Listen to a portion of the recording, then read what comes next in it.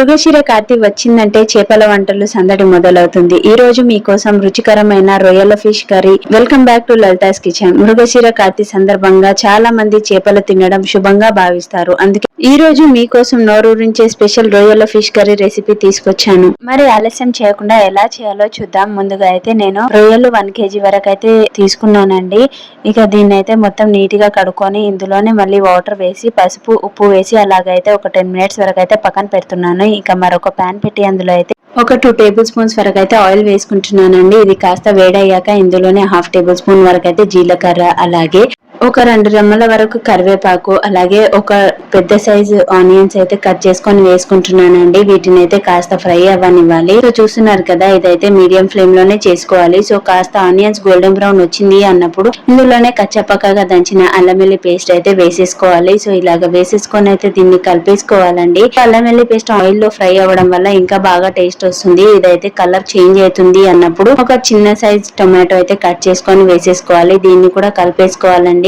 ఇక మృగశిర కార్తీ సమయంలో చేపలు తినడం అనేది తెలుగు రాష్ట్రాల్లో అయితే ఒక సాంప్రదాయం అండి. ఇక ఈ మృగశిర స్టార్ట్ అవుతుంది అంటే వర్షాకాలం స్టార్ట్ అయినట్టే. సో ఆ టైంలో అయితే చేపలు ఎక్కువగా లభిస్తాయి. అందువల్ల చేపల రుచి, పోషక విలువలు కూడా మెరుగ్గా ఉంటాయి. ఈ సీజన్ లో దొరికే చేపలు తాజాగా ఉండి రుచిగా ఉంటాయి. చేపల్లో ఉండే ప్రోటీన్స్, ఒమేగా 3 ఫ్యాటీ యాసిడ్స్ శరీరానికి ఎంతో మేలు చేస్తాయి. ఇక టమాటోలు అయితే మగ్గాయి కదా, ఇందులోనే ఉప్పు, పసుపు, అలాగే కారం వేసుకొని దీన్ని అయితే మీడియం ఫ్లేమ్ లో ఫ్రై చేసుకోవాలి. వర్షాకాలాన్ని ప్రారంభిస్తూ రోగ నిరోధక శక్తిని పెంచడంలో చేపలు సహాయపడతాయి. మృగశిర కార్తీ రోజున చేపలు తినడం శుభప్రదంగా భావిస్తారు.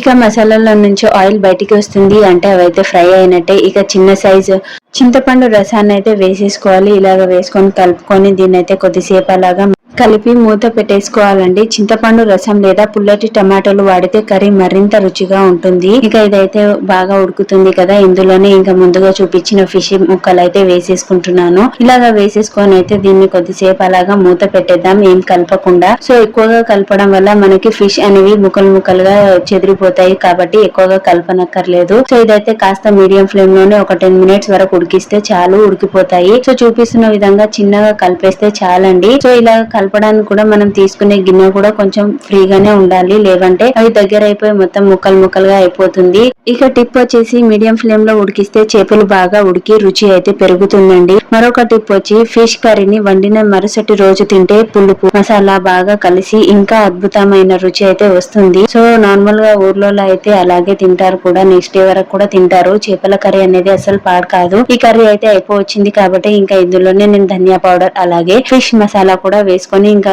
చిన్నగా అయితే కలుపుకుంటున్నానండి. సో చూస్తున్నారు కదా, ఇదైతే దగ్గర పడింది. దీన్ని అయితే అలాగా మూత పెట్టేద్దామండి ఒక 2 minutes వరకు అలాగా.